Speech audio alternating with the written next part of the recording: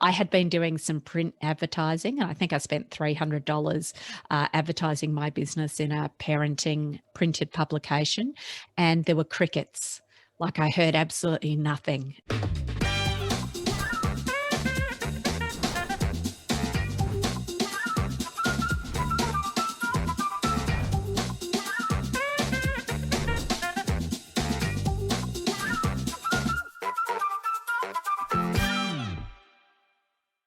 Katrina, welcome to the call.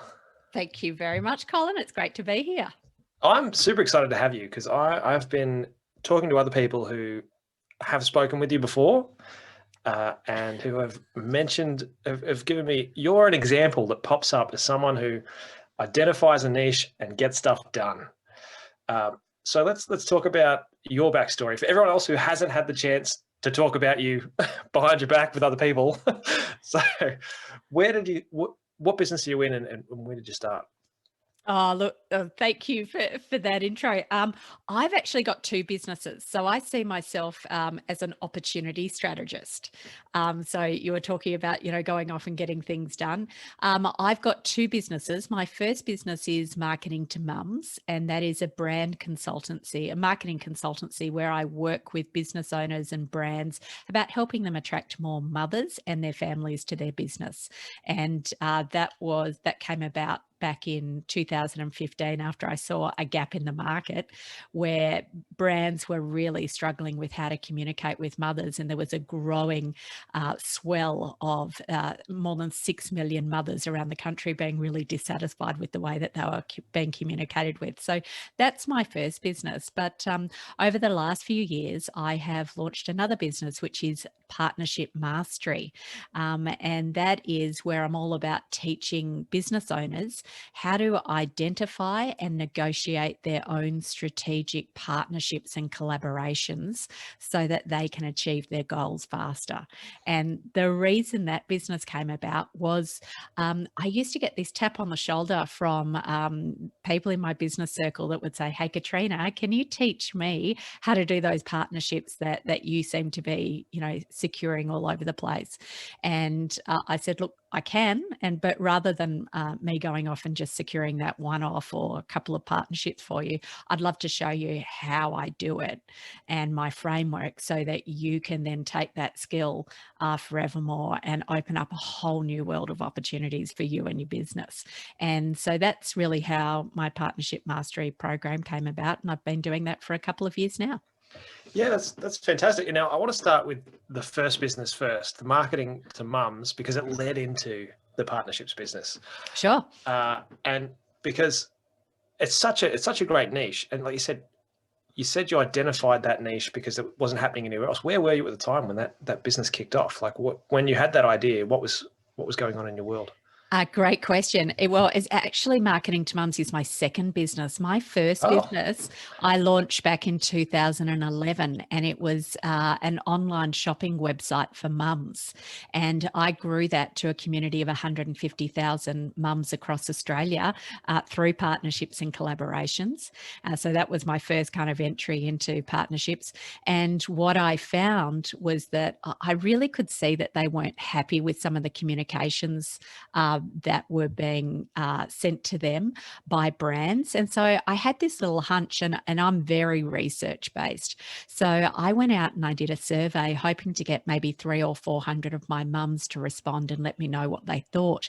But in actual fact, we had over 1,800 mums respond. And our key finding was that 63% of Australian mums felt that brands and businesses didn't understand them. And that to me was the most alarming figure. And that for me was confirmation that there is a serious gap here in the market. And that's when I launched in and jumped in and launched Marketing to Mums, because I felt that if I could bridge that gap and help businesses communicate better with mums, that they could drive their sales and profit, and mums would be much happier because they're receiving more targeted, more tailored, more appropriate communications from brands and businesses as well. Yeah, and that first business that you grew with partnerships. Now that was a it was a coupon business, wasn't it? Like it Yeah, was correct. It was a deal site, very much like a Groupon or a Scoopon. And that came about again because I saw a gap in the market. One night playing cards with my girlfriends on a Saturday evening, they were all talking about these deals that they were picking up and cheap massages. And I was like, what are you girls talking about?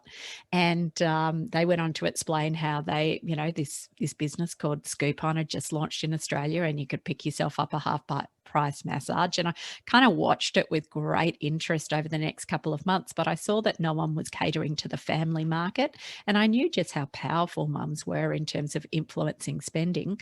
And Absolutely. so, yeah. And so I, at that stage, was a mum. Had taken a career break. So I was looking after 3 small children full time, and I was 39, desperate to be an entrepreneur and really test out my skill base, but didn't have the funds. So I had to go off and do some capital raising. And I had a lot of kind of awkward coffees on St. George's Terrace in Perth, but managed to get 4 shareholders, and within 6 months actually launched that business we launched in January 2012. Wow. And that's, I mean, getting shareholders in, that's essentially a partnership as well in its own, Sure to was. start there. Yeah, absolutely.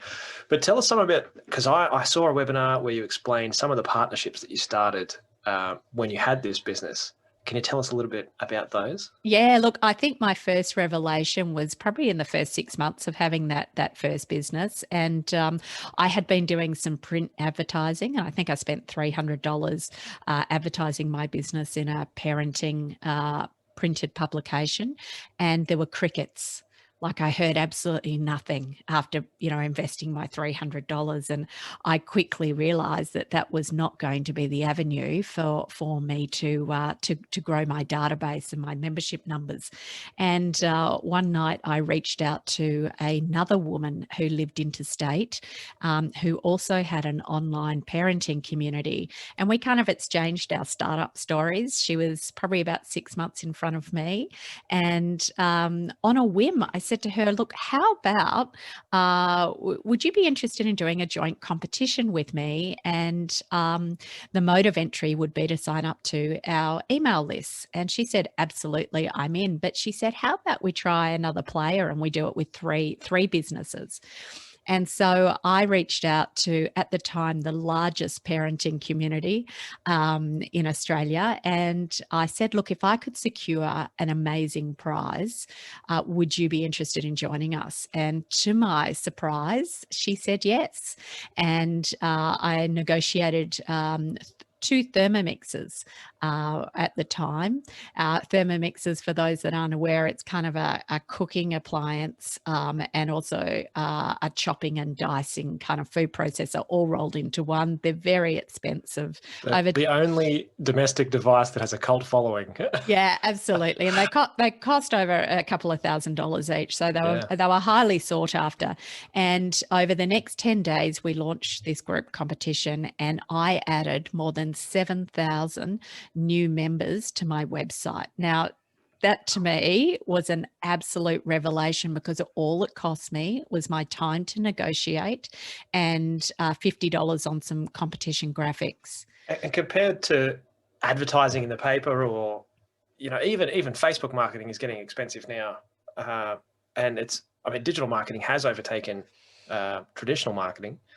But bang for buck, when you compare it to partnerships like that, that's incredible. Like, yeah, a couple of hours of your time, and then bang, all of a sudden you've got these registrations. I will say it wasn't just a couple of hours, but it wasn't super onerous. I will say as well. So for me to have got that same kind of uplift and got more than 7,000 new subscribers to my website at that time through paid means would have cost me in excess of $10,000. So. Wow.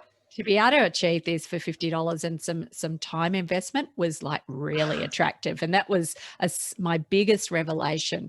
And what I did from there is I repeated that same partnership with different communities that shared the same audience as me, that wasn't in direct competition. And I was able to build my business to that community of 150,000 mothers across the country without, ever spending more than about $300 a month on marketing activities. So it was something that was repeatable, And it was something that I got better and better at, and I really developed what I call my partnership muscle and that skill and experience. Yeah, great. And so we've talked about the lead generation there, in terms of what you can do with partnerships. But what else can you do with partnerships Oh, to grow your business? you can do pretty much anything. I always start, Colin, I always start with the business objectives. What is the business trying to get done over the next 12 to 24 months? I always find that's a really good place to start, because partnerships need to help you achieve your business objectives. Otherwise, they are shiny objects and they're going to be a big, big time waste. So they must be contributing to you achieve your business objectives. So for me, I've used them to reduce my costs in my business. That's one of the key things that I've been able to do that's enabled me to increase my profit. So I've used it to secure a sponsor for my book, one of my books. My first book behind me, the blue one, Marketing to Mums, was done in partnership through a collaboration with Xero, the accounting people. That book was actually distributed through another partnership. The first year was all covered by a courier platform called Sendle. And I've also had partnerships to dress me for my speaking engagements. I speak internationally on the subject of marketing to mums and collaborations, and I'm in front of female audiences, professional women a lot of the time. And so I've had a designer that dressed me for a period of time for all of my speaking engagements. But I mean, they can be used for so many different ways. It really depends. I always, as I said, I start with, well, what is it that you're trying to get done? And let's see how a partnership strategy could be developed and who would be the most appropriate partners for your business. Okay, so that's step one. Find out. That seems to be a common theme, regardless of what you're doing in your business. Have a clear idea of where you need to get to and what are the steps to get there. So partnerships. If we want to use partnerships, we've got to have a clear understanding of what our objectives are. Yeah, I would say, but I will say, Colin, I find a lot of clients who come to me to start working with me on partnerships that can actually be quite challenging. They're not laser focused on the 3 or 4 things that they're wanting to get done over the next 12 to 24 months. They're kind of overwhelmed by having to even split that out and articulate, if you could only have 3 or 4 things, what are those things that you're trying to get done? Yeah. Yep. Great. Okay. So once we do have an idea of where we want to go, we know we want to get some partnerships in. What do we do next? It's then about having a really clear understanding of what assets you've got in your business. What are the things that might be, I call it an asset audit, is what I do with my clients. And we have a look at existing assets that they might have in their business that could be leveraged through a partnership. I also, we spend some time looking at what are some assets that could be easily created and negotiated and leveraged in a partnership conversation. And I'll give you an example. When I had my negotiations with Xero, they were really after the bookmark. They would really have liked to have secured a bookmark in my book that they could co-brand. But unfortunately, I'd already committed to giving that to Sendle. And what I could create for them is that I said I can create a downloadable, which can have 20 quick wins that people can make in the marketing to mum space, proudly brought to you by Xero. And that was something that an asset that I could create very, very quickly and easily that was of value to my partner. So it's not about just having a look at what current assets you've got. It's also about what are some of those ones that could be easy for you to produce. So that's, I mean, every time I talk about these partnerships, I'm blown away, because this is a book that makes you the expert. It can generate leads for you, and someone else is paying for it. There's great value. There's great value for them as well. Yeah. So it's all about partnerships work when there's a perceived equal exchange of value. Like that's really critical. It's got to have mutual gain, and those gains need to be seen as equal. And our job as someone who is wanting to partner with another business is understanding what's important to them. So just as we've started by getting real clarity around what our business objectives are, we need to understand what our prospective partner is trying to get done, so we can work out what would be of value to them in terms of what we decide to pitch to them, how we could demonstrate and offer value to them. And is that just best guess to start with, or do you have a process that you dive into with that? I do, and I teach that through the program. There's a number of different ways that you can approach a prospective partner. With Xero, for them, I knew that women were entering business at 3 times the rate of men, and had been for a decade. So I knew that these women were typically entering small business. And so I knew that they had to be on their radar. And so I went in with that knowledge, and I pitched how I could assist them communicate with women in business, which is who my book, it was written for. So there was strong alignment. So I could see the strong alignment, and I was able to communicate that in my pitch. Yeah, great. And I mean, for a lot of people out there, so we're looking at knowing what our objectives are, understanding our assets in the business, and understanding the objectives of our partners so that we can collaborate on something. But when it comes to identifying partners, what's the best way? Because I mean, a lot of businesses will feel nervous about going up a level to the next business. You know, if you're talking about Xero and Sendall, and what position were you in when you approached them? Like, was that a big leap for you? What was the difference there? I love this question. I'm someone who is bold, and I'm prepared to take a bold, inspired action. And I live by the hashtag Be Bold, and it's something that I teach my clients a lot. It's about playing some of those small probabilities. A lot of people will say, "Oh, yeah, but a small business doesn't want to, a big business doesn't want to partner with a small business." I can tell you, nothing could be further from the truth. Small business has got an enormous amount to offer big, large brands. We're very, very nimble. We can be very responsive. It's all about making sure that you're pitching the right value exchange, or you've got a really good starting point that you can start talking about that value exchange with a big brand. So I definitely won't shy away from approaching a big brand. When I approached Xero, I was in startup phase of marketing to mums. So there you go.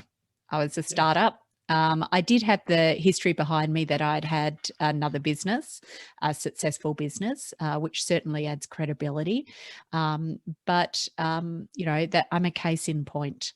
When I approached Sendall, they said, we don't do this. We've never done this kind of thing before. And I said, so? So it's about, I'm really big on creating opportunities. And, as I said at the very beginning, I see myself as an opportunity strategist. And a lot of people work with me because I look at things from a different way. I see opportunities where others don't, and I can bring that alignment together. So a lot of people want to come and work with me because they want to learn how that different way of thinking. Yeah. Yeah. So my partnership program might be about teaching you how to do partnerships, but it's more about taking a different viewpoint and unlocking and creating opportunities for yourself. Yeah, and that's a really interesting point, because I mean that's a wall that I've come across, and I think some other businesses have come across, is when you do come up with an out of the box idea. Occasionally, it's too out of the box for some people who are used to doing things a certain way. So how did you overcome that with Sendall? Obviously they said, "Oh, we don't do that sort of thing." How did you convince them to go, well, this is the new way? They're certainly a very innovative brand. Yeah. Their whole business model is very innovative, and so I knew then that they would be open to ideas because they're quite open in their views and the way that they do things. So Yeah. I knew that it wasn't going that it could be possible that I could have a conversation with them about a new idea or a Yeah. new Okay. way of doing things. Yeah. So, yeah, and as I said, I'm prepared to take that action to see if I can pull something off. And I hear from a lot of businesses a lot of the time, oh, I'd like to partner with such and such a business, but I don't know anyone there, and I'm waiting for an introduction to that organization or someone within that business. Yeah. I'm a big believer in that there's nothing to stop you making a cold approach. You don't have to know someone within a business to approach them to have a partnership conversation. And yeah, that's certainly not been something that has deterred me. And now my students that are out there making those approaches as well. Great. And how many students do you have at the moment? So I do about 5. I'm going to be doing 5 intakes of the Partnership Mastery Program. We've just finished up an intake and we had 9 people, and we even had our first international in this cohort. So we had a gentleman from the UK come in and work with us as well. So they're nice, strong, small groups, so that there's enough opportunity for, I guess, people to kind of workshop some opportunities that they might have within the group as well. Have you seen any really creative partnerships come out of that? Oh, look, there have been all sorts of ones. What I try and teach my students very much is to have a look at what are the ones that you can formulate that you could potentially repeat again and again with across different industries, because that then allows, and that's particularly in lead generation. So I had one person that came through the program who had been running events probably every like 3 to 5 months around the country, and that was their lead generation.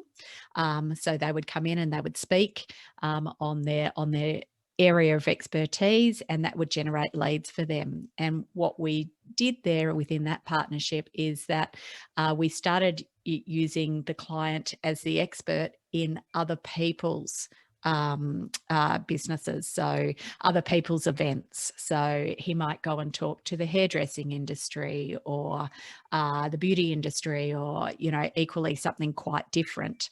And through that, he wasn't mounting the costs for the event. He was still having the opportunity to speak and share his expertise and generate those leads. And that was something that could be repeated again across a number of different industries, and they saw a significant lift in their leads, but also a significant decrease in their costs associated with marketing, because they were no longer having to host and run these events. Yeah, fantastic. So what's the next step that we should be looking at? Look, I mean, there's a stack of steps that I kind of teach through the program. I think that what would be really useful for listeners is to talk about perhaps some of the mistakes and where people go wrong with partnerships. Oh, absolutely. Yeah. Because this is an area that I am seeing since COVID has hit. We've got a lot of businesses that have got reduced marketing expenses, reduced marketing budgets, and they're looking for new ways to get things done. So there's never been a better time to collaborate with other businesses and form partnerships. Businesses that have previously been closed to them are now open to having conversations. So the timing is great. But what a lot of people are doing is making some critical kind of no-nos, and they're not securing the partnerships that they'd like to. And for me, one of the biggest things is I call them the me pitches. And they typically hit my inbox at a rapid speed, particularly since COVID has hit. And they will talk about wanting to collaborate or form a partnership. But when we take the next step to have a meeting or book a call, it's all about them talking about themselves and what they want. and what they want from me. There's nothing, they seem to have completely missed this notion of mutuality. So for me, I'm always looking for businesses that can demonstrate mutual gains and equal exchange of value. And this for me is where a lot of people are really tripping themselves up. So really avoid those me kind of pitches and approaches. Another thing that I see typically happens with solo business owners or small business owners is that they really want to partner with big brands and they're prepared to offer everything to do it. So what they will do is they will offer up a huge amount of value to that big brand in order to secure them as a partner. And that can be incredibly onerous on their time, and it can actually even prevent them from their income producing work. So I would definitely say it's really important that as a small business owner, you're not undervaluing your worth and your expertise, and you're not making sure that you're not offering up too much as well, because that's what I typically see is happening. Another thing that I see, Colin, happening quite a lot is that they're not super clear on who their customer base is before they jump into a partnership. And there can often be a mismatch of customer base, which effectively means that it's a waste of time. So it's really important that the person that wanting to form partnerships is super crystal clear about what their core customer looks like, and they need to qualify with their prospective partner that prospective partner has a match on the same customer base before you even entertain, further discussions. So that's kind of an important thing that I see a lot of businesses perhaps miss or just fail to check off through their partnership negotiations. One mistake that I see happening, and this is one that I've been guilty of myself really early in my partnership journey, and that is choosing the wrong partner. And this can be really, really detrimental. So if we come back to those stories of the competitions that I was running when I had my group buying site, I partnered with someone that I hadn't screened well enough. We ran our joint competition, fantastic. We all got, these new signups to our member base. And immediately on finishing the competition, the partner went out and started emailing out on a daily basis to the database. And that for me was something that was not something that I did with my community. And it really reflected poorly on my business. And I can tell you, my community definitely let me know. So it's really important to pre-qualify prospective partners before you even make an approach.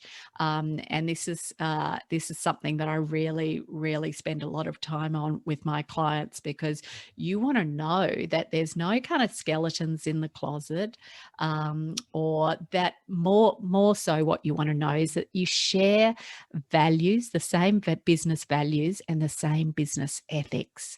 This is really, really critical. It's not just an equal exchange of value. It's not just the same audience. You need to share the same business ethics with your prospective partner. And that happens through conversations. That happens through really looking over their marketing materials and their website. I generally would sign up to the newsletter of any prospective partner because I want to see how they treat a prospective customer if I'm going to expose my community to that organisation.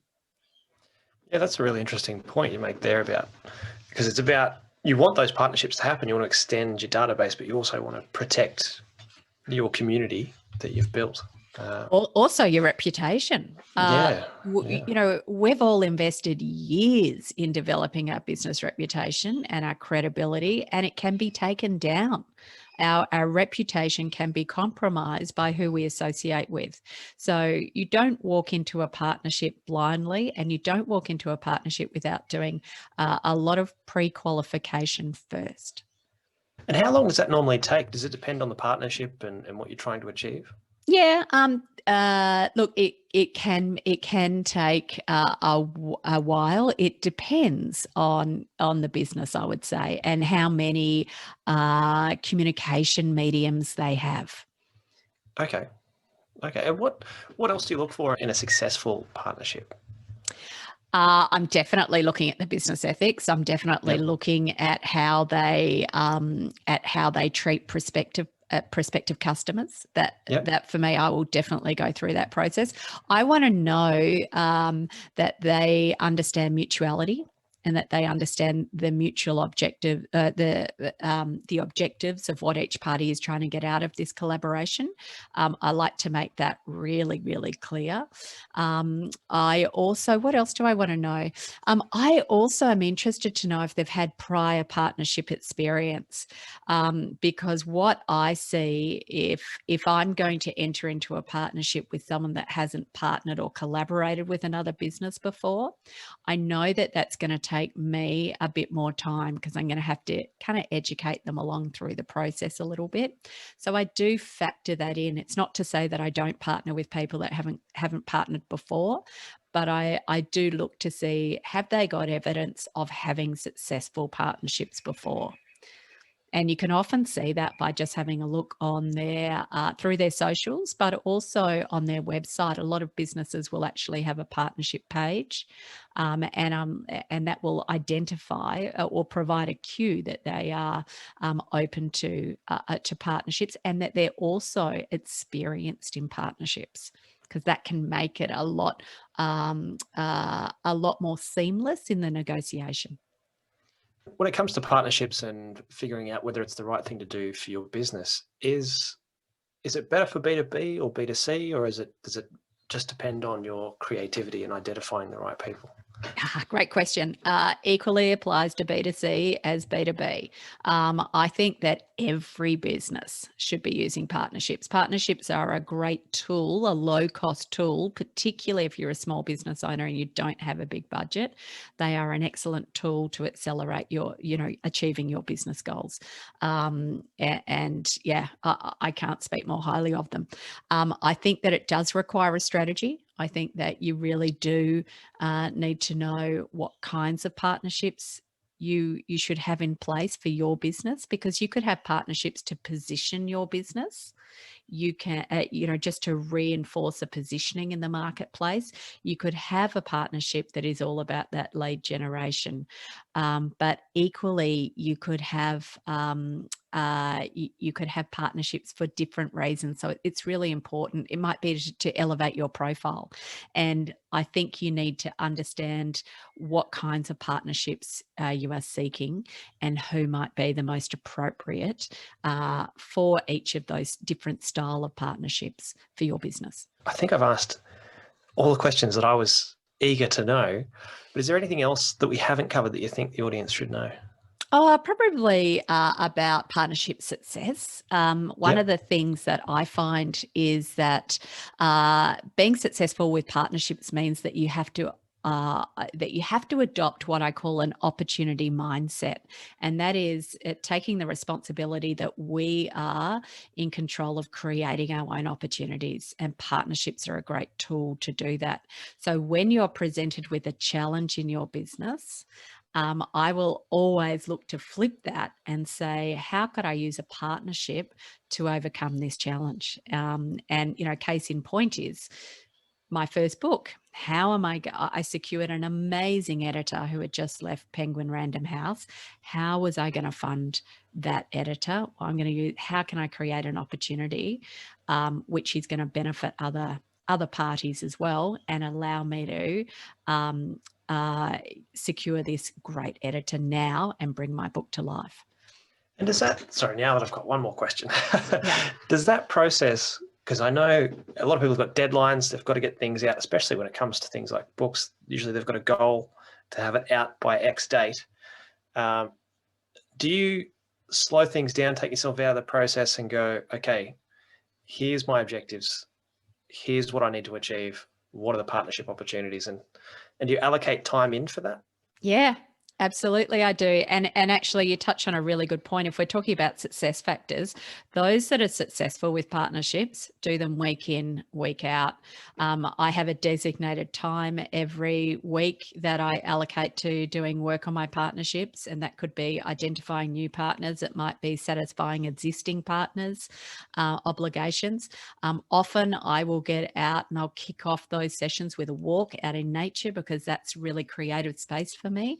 And I encourage my students and clients to get out of their typical environment. So get away from your desk, whether it's a coffee shop or somewhere else, wherever you feel creative, because you do have to think differently. Well, I've got lots of things to think on out of this episode. This has been one of the ones I've been looking forward to the most for a long time. Thank you very much for your time, Katrina. It's an absolute pleasure, Colin. Great to meet you. And I love talking about collaborations and partnerships. No worries. I'll talk to you soon. Okay, thank you.